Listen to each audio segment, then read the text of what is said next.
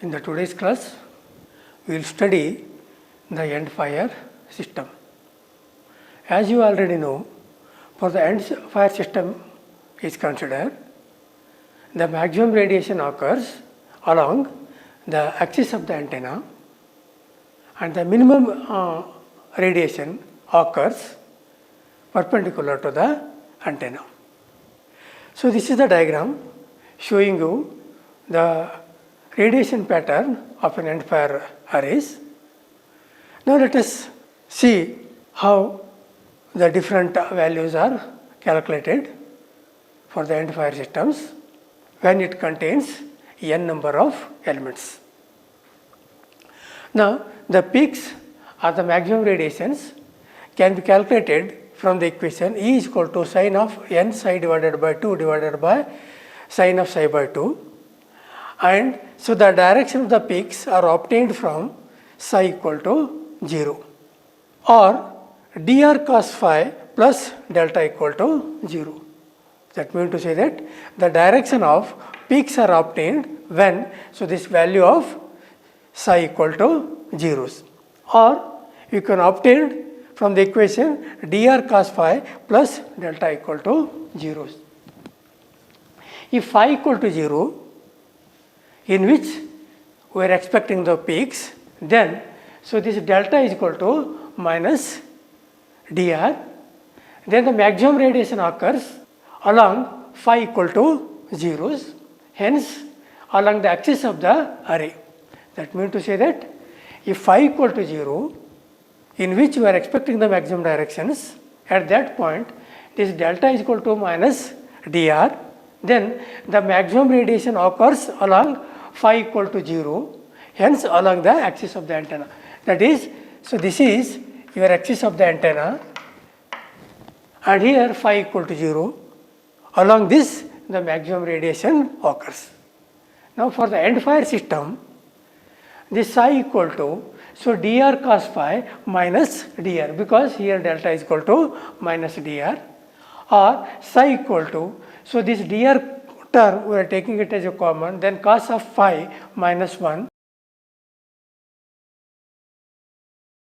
So, this is going to give you the peaks or the maximum radiations. Then side lobes. Side lobe means, so these smaller lobes, all possible peaks of the side lobes are given by the equation sine of n psi by 2 must be equal to 1, or n psi by 2 is equal to plus or minus 2k plus 1 into pi by 2. Now, in this equation substitute the values of psi. Psi is nothing but dr cos phi. Therefore, this is n by 2 dr cos phi minus 1 is equal to plus or minus 2k plus 1 into pi by 2 plus or minus 2k plus 1 into pi by 2, and from this equation you can get phi equal to cos inverse of 1 plus or minus into 2k plus into pi divided by n into dr. In this equation, if you go on substituting the different values of the k, you are getting the side lobes. Then nulls you have to calculate. Nulls are nothing but where the radiation is 0. All possible directions of the nulls are obtained from the equation sine of n psi by 2 equal to 0. Then n psi by 2 equal to plus or minus k pi, and here also you will substitute the values of psi, that is n by 2 dr cos phi minus 1 equal to plus or minus k pi. Therefore, phi is equal to plus or minus 1 cos inverse of 1 plus 2 k pi divided into dr, called as equation number 2, and this is going to give the nulls. Once you calculate the maximum value or the peak values and then side lobes and the nulls, so then you can draw the radiation pattern for the end fire array, which contains n number of elements.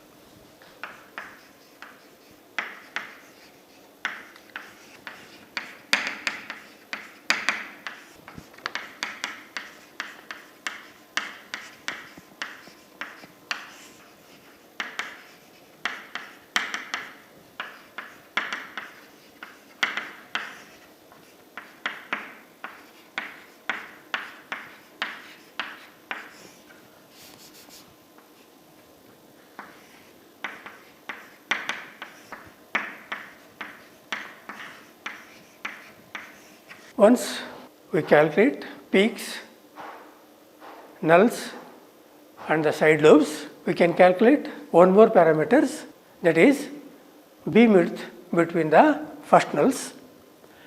And this BWFN can be obtained from phi dash, that is the BWFN phi 0 can be obtained in terms of phi dash as phi 0 equal to 2 times of phi dash. Now if you observe the radiation pattern of the end fire array systems, so this angle, so we are calling it as phi 0, and so this angle we are calling it as phi dash. That is phi 0 is equal to 2 times of the phi dash. Then the nulls phi dash can be obtained from the all possible nulls from the equation number 2. That is, you can obtain the nulls phi dash from all the possible nulls, which you can calculate it from the equation number 2. Therefore, phi equal to cos inverse of 1 plus or minus 2k divided by n into dr. With k equal to 1, phi dash is equal to cos inverse of 1 minus 2 pi divided by n into dr, and phi 0 equal to 2 times of cos inverse of 1 minus 2 pi divided by n into dr. Once you calculate all these particular parameters, then you can draw the radiation pattern of end fire array containing n number of elements.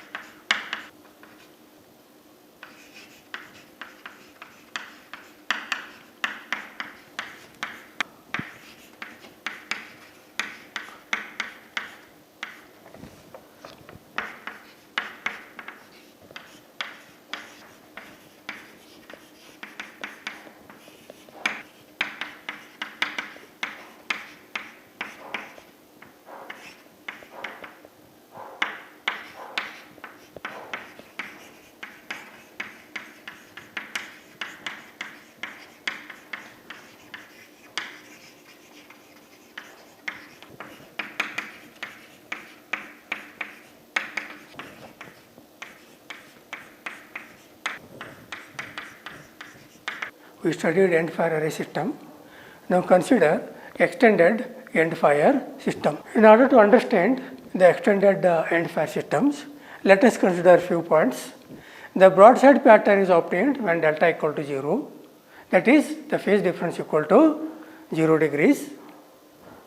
And end-fire systems we are obtaining when the phase difference is equal to 180 degrees. So that is when the delta is equal to minus dr. Then extended end-fire systems we are obtaining when the phase difference is in between 0 and minus delta r.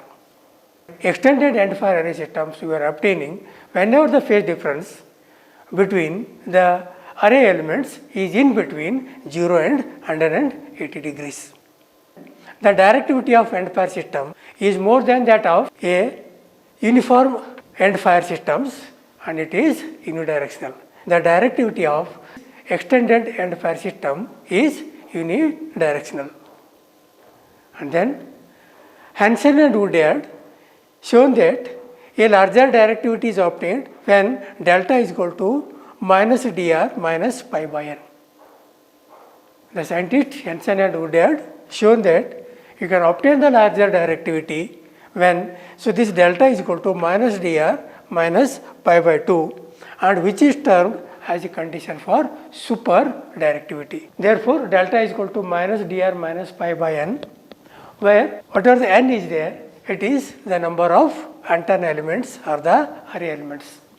Therefore, psi equal to dr cos phi plus delta, and here you substitute the values of this delta, that is minus dr cos phi minus pi by n, and dr term will take it outside, then cos phi minus 1 minus pi by n. Then you can obtain beam width between the first nulls from the equation E equal to sine of n psi divided by 2 divided by sine of psi by 2, and all the possible nulls, because we are having n number of elements, is given by sine of n psi by 2 is equal to 0, or n psi by 2 is equal to plus or minus k pi.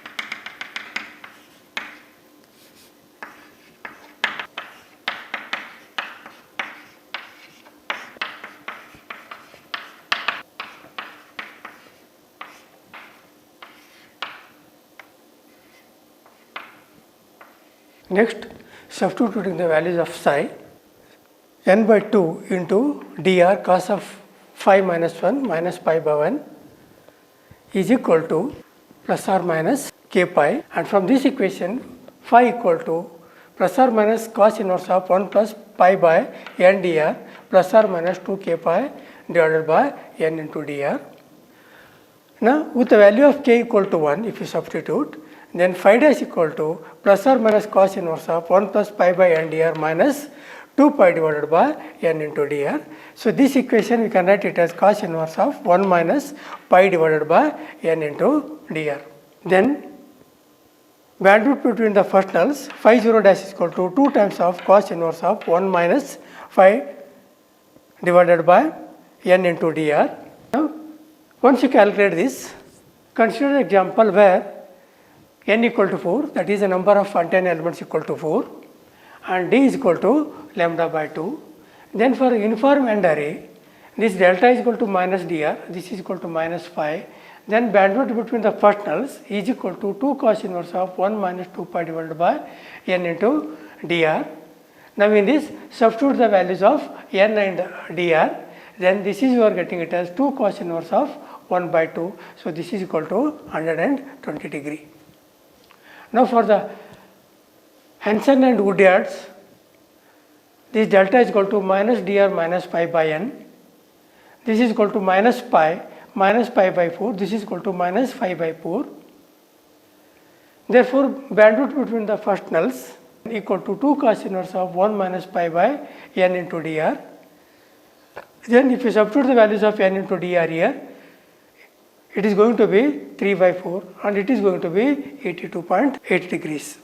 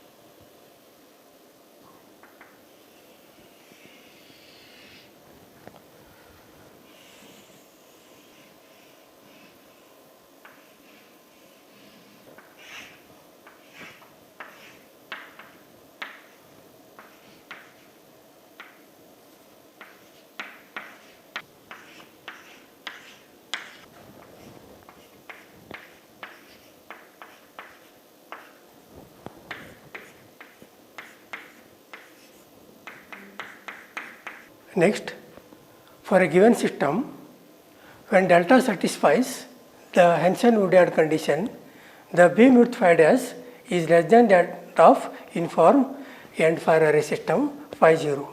Now, for this extended end-fire systems, when a Hansen-Woodyard condition is satisfied, then the beam-width phi dash is less than that of the uniform end-fire systems. Hence, the directivity increases using the superdirectivity conditions, and the phase shift between the antenna elements is increased by pi by 4 compared to the end fire systems. The overall meaning of this is that for any end fire system, if delta satisfies Hansen would add conditions, and then the beam width phi dash is less than that of uniform end fire systems, and hence the directivity increases using the superdirectivity conditions. Then phase shift between the antenna elements is increased by pi by 4 as compared to the end fire systems. Now, from all these particular calculations, if you draw the radiation pattern of this extended end fire systems by considering all the angles, then the radiation patterns looks like this. Now, here if you closely observe, so at the left hand side, so whatever the lobe is there, it is having a maximum size compared with whatever the main lobe is there at the right hand side. Whereas in the basic end fire systems, so this lobe and this lobe remains to be same. And as you are having the 4 elements here, so these circles will indicate the 4 elements, and the distance between them will be equal to lambda by 2.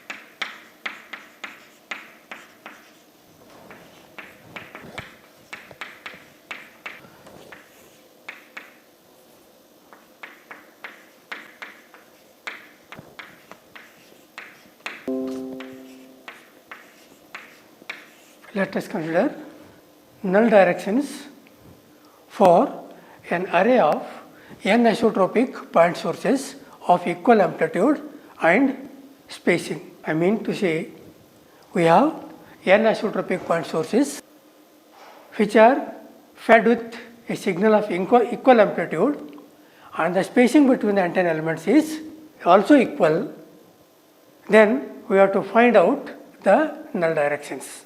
Then for a linear array of n isotropic point sources having a distance d and the phase difference delta between the adjacent elements, the relative field is. I mean to say that now we have an array of n elements consisting of n isotropic point sources, and the distance between the point source is d, and the phase difference between each individual element is delta. That is, adjacent elements are having the phase difference of delta. Then the relative field between the elements is equal to sine of n psi by 2. Then the relative field between the elements of an antenna is equal to, that is, E equal to sine of n psi by 2 divided by sine of psi by 2.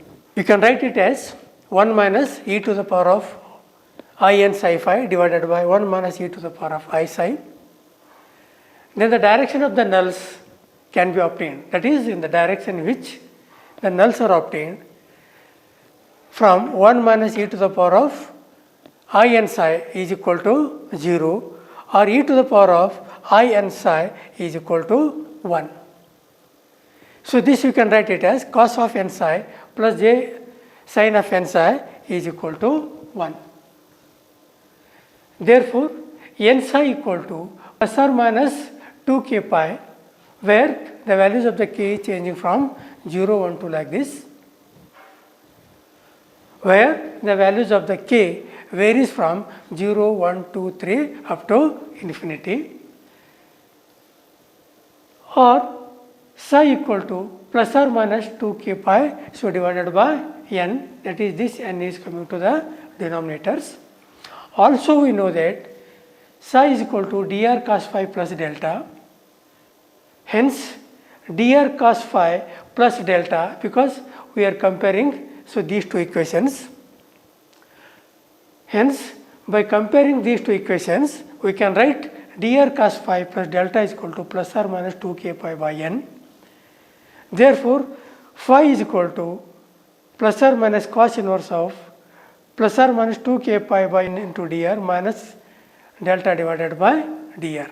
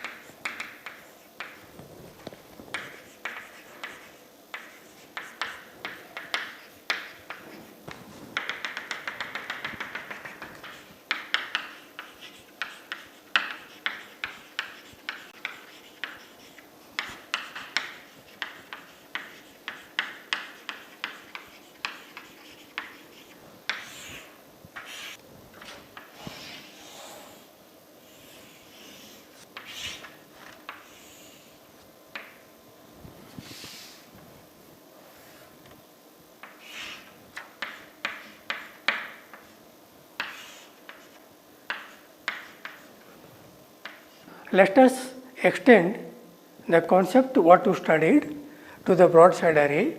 For the broadside array, delta equal to 0, that is the phase difference equal to 0, then phi dash equal to cos inverse of 2 pi divided by n into dr, and at k equal to 1, phi 0 equal to 2 sin inverse of 2 pi divided by n into dr. And this equation is going to give the exact value, and phi 0 is equal to 2 pi divided by n into dr, this is equal to 2 lambda divided by n into dr, and this is going to give the approximate values. Now, for example, consider a case n equal to 4 and d equal to lambda by 2. Then BWFN phi 0 equal to 2 sin inverse of lambda by n into d. So, this is going to give the 60 degree, and this is an exact value. And BWFN phi 0, this is equal to 2 lambda divided by n into d. So, this is equal to 57.3 degrees. So, this is an approximate values. That is, from these two equations, you can calculate a phi 0 in terms of its approximate value or in terms of its exact value. That is, from these two equations, so whatever this angle phi 0 is there, you can calculate its exact value or you can calculate its approximate value.